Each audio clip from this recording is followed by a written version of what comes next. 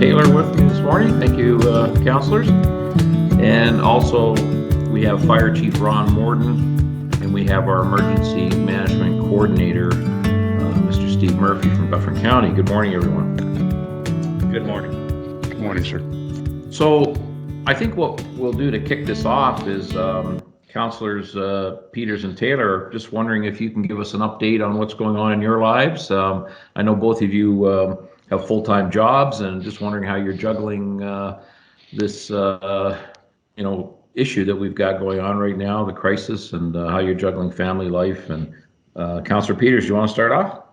Sure. Thanks, Mr. Mayor. Good morning, everybody, or afternoon, depending on when you watch this. But I think, what's really surprised me lately in a positive way, I think, is that, the amount of community members that are using this as an opportunity to be social, to stay positive. That's been sort of inspiring to me, because I think, it's been easy for people to sort of get down on the situation. We don't know how long it's going to last, that kind of thing. But on the personal side, on the family side, we're doing well.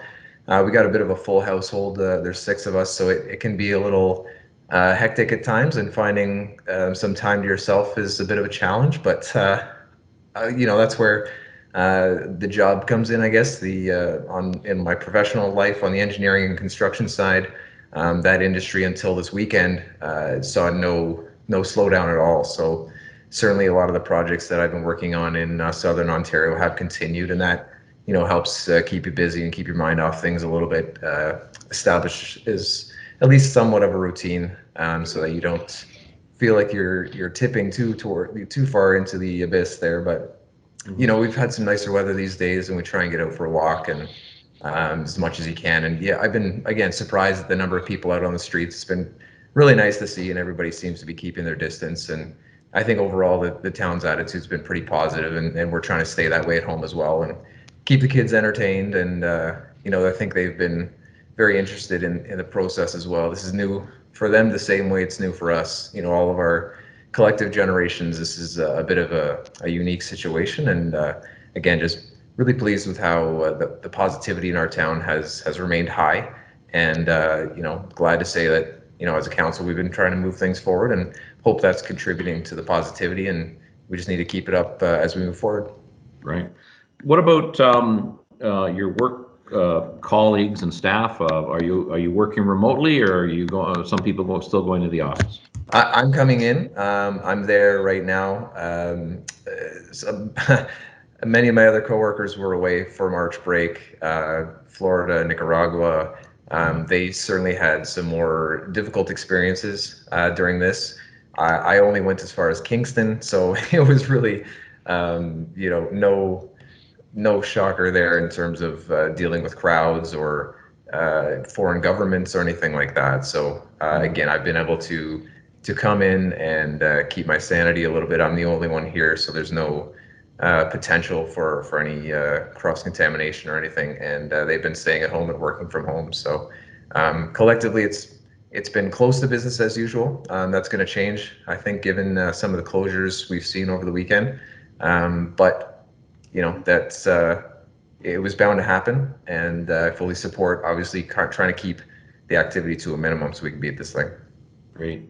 Thank you. Councillor Taylor, so you're a busy man as well. You've a full-time job and I guess staff to worry about, as well as your family. Can you give us an update on what's going on in your life? Yeah, good morning, everybody. Thanks again for having me. So I work in the consumer packaged goods industry, as you know. We supply food to grocery stores, and we've been deemed an essential service, which is great. I guess the challenges for us, most of the executive is working from home, myself included, and we've been at that now. I think this is week 4 for me. Technology is a wonderful thing, so it's worked out well, and I'm having conference calls with my team each day and trying to keep spirits up and push the business forward. But I think the interesting piece to what we're starting to find is it's difficult with manufacturing to be able to keep the plants running. And there's challenges with that. So, we always wonder, how does the federal government come into play? Well, the border is starting to slow things down. As Canadians, a lot of things that we buy is on the Chicago Mercantile Exchange. So sugar and flour, wheat, all of that great stuff comes from across there, and it's slowing, and the expenses are going up as time goes on. So that's making things difficult. And then on top of that, we have people that can't practice social distancing in manufacturing facilities just because of the way it's structured. So we've had to slow down the line to be able to practice social distancing. So I guess for my organization, it makes me think about how proud I am to work there, because they have made the decision to forego profits for people's safety, which I think is spot on in terms of the right decision. And then I guess supply chain going. Yeah, it's super important, right? I mean, if all of a sudden we all walked into grocery stores and saw them empty, I think there would be a little bit of a panic. It's depressing to walk in there now. No offense to any of the owners in town, but it's just quite different, right? As a social person, to walk through there and realize that I'm just supposed to get in and get out. It's different. I think it's hard on people's psyche for sure.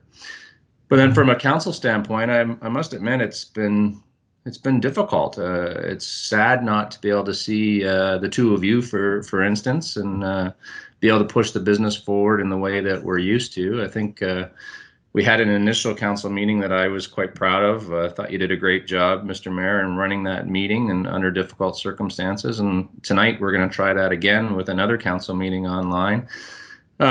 Personally, I started to put forward some notices of motion, so I'll bring those forward at our meeting tonight. I met with a residential group over Zoom last night in terms of just some concerns they had about a development that's coming into town. So I'm getting back on pushing forward the town's business, but it's difficult. And as I sit here today, I guess my last comment would be, is this COVID piece is coming to rest here. I just found out that, a fairly prominent Orangeville citizen is going to pass from COVID. So it's starting to hit home, right? It's tough. It's tough. Yeah. All right, sir. Thank you. So moving along, Mr. Murphy, you've been at the center of a lot of the planning. It's been going on now, I think, correct me if I'm wrong, but for a couple of months at least. We, as council members, have received incident reports from you, which have been very detailed, and wondering if you can just give us an update on how the county and the town is planned for this, and what the future holds for us. Okay, well, thank you, sir. For the planning piece, the county and the town and each of the member municipalities in Dufferin have worked together for many years, working on our plans, working on making sure we had adequate training, we identified our risks, we created opportunities for our senior and elected officials to practice roles. We've also worked very well together during smaller incidents, whether it's flooding or snowstorms or those sort of incidents. So that's given us the tools we need to manage what's happening today.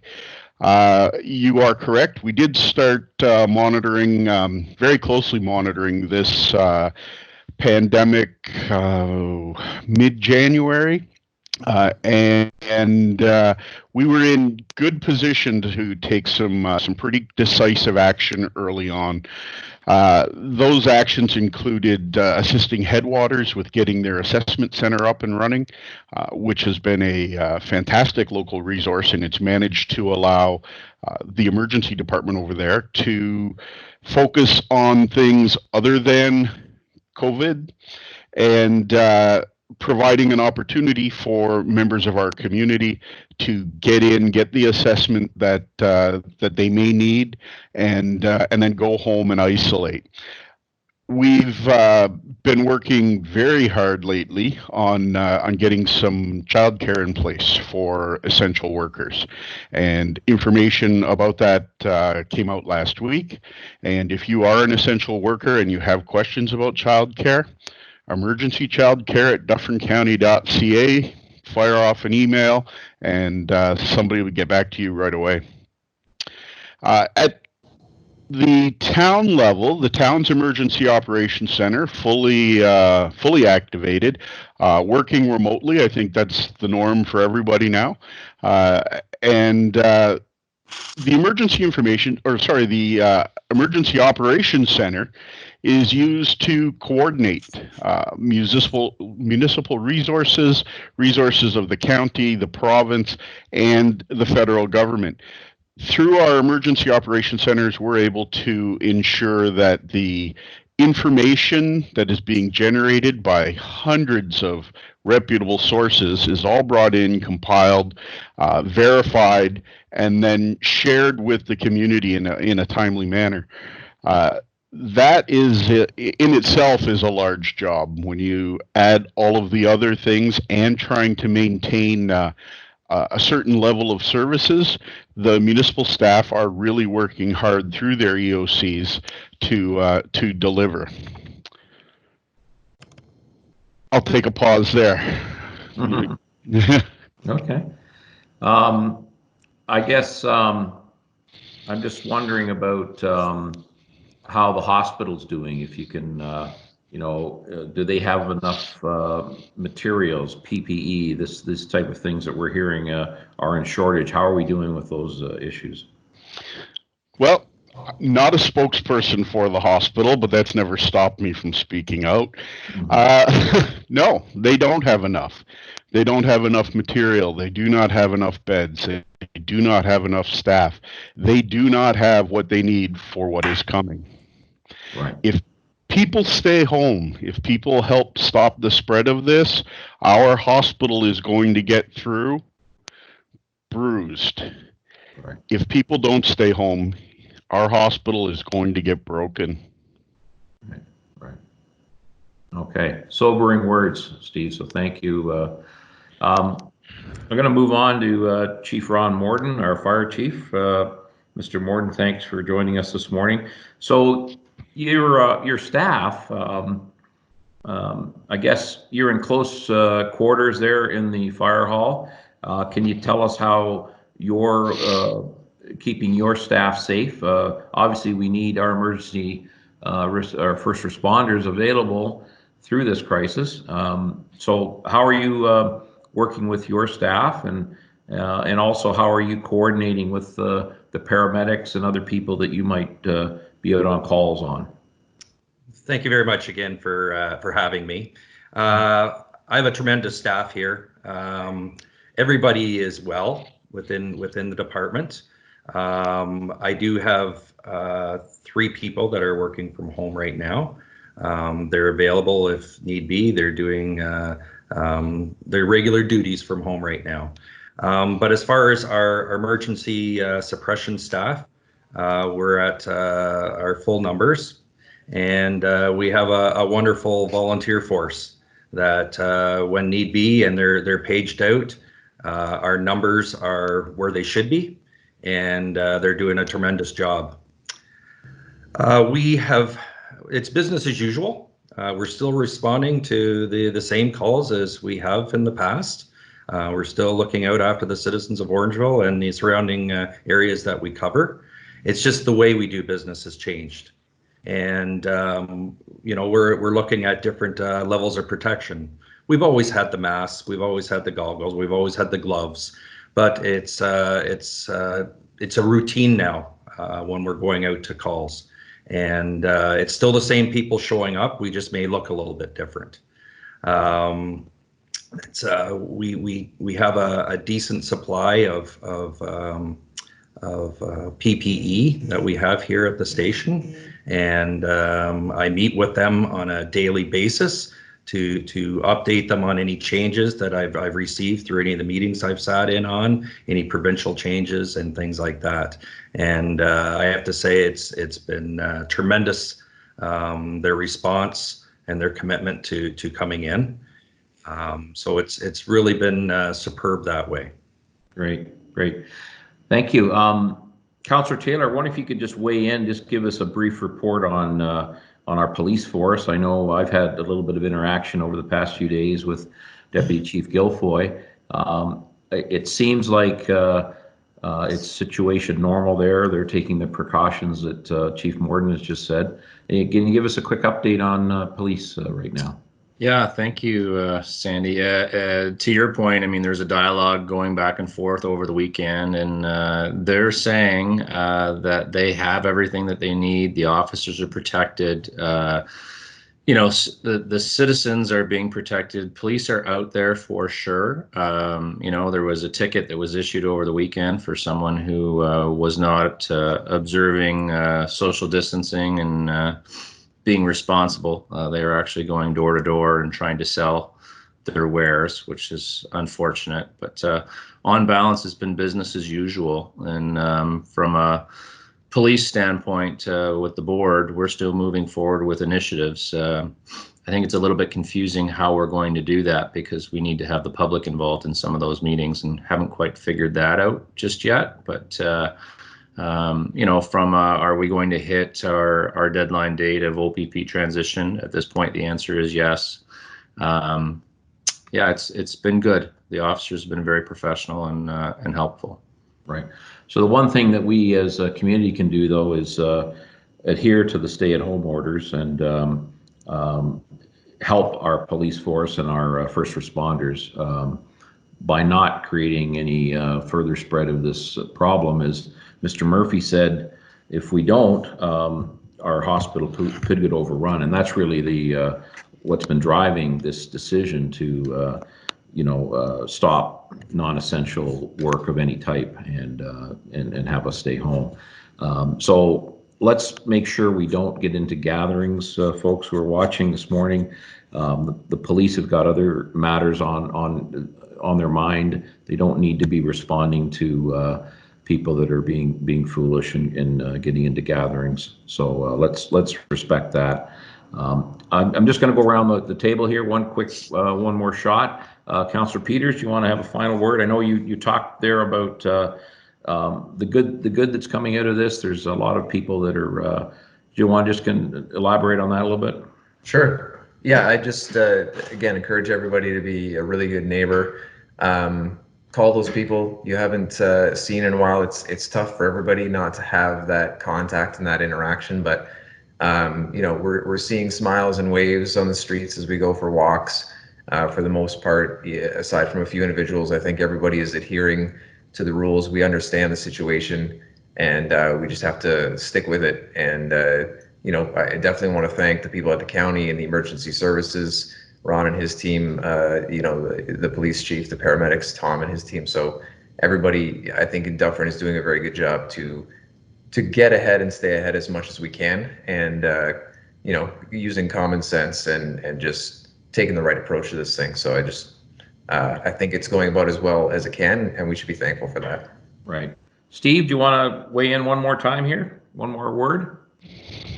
Stay home, everyone. Stay home and stop the spread. Right. Very good. Chief Morton? Well, I would just like to put out a little bit of a fire safety message.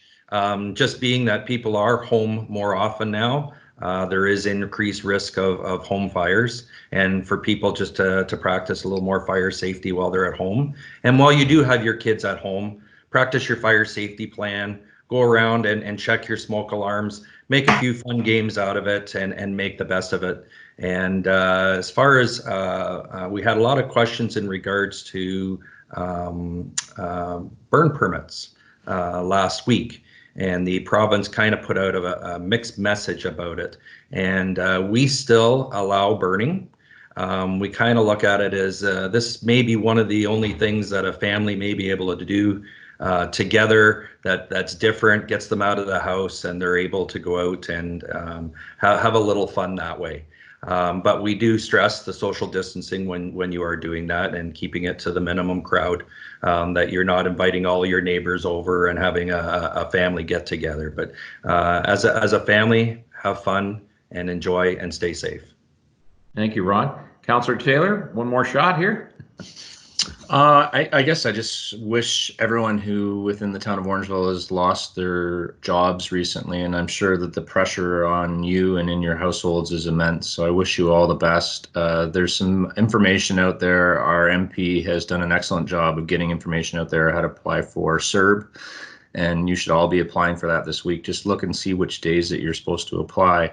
And I guess one of my questions was going to be to Chief Morton, and I know we're out of time, but perhaps we can put out some sort of messaging to the town on the fires and what it is, because it is a confusing message right now and trying to understand exactly what that is. So maybe that's a follow-up post this call. All right. Okay. Very good, sir. So again, Councillor Taylor just mentioned about the provincial and federal programs. There's copious information available on orangeville.ca as well as dufferincounty.ca. Kyle Seaback, our federal MP, has got a lot of very good information on his website. And of course, the province and Sylvia Jones have been working very hard every day to make us safe and to get us the equipment that our healthcare workers need. So we want to thank all of them for what they're doing. So thank you, gentlemen, for joining me this morning. We're going to try and keep doing this on a regular basis, and look forward to talking to you in the near future. Thanks again. All the best.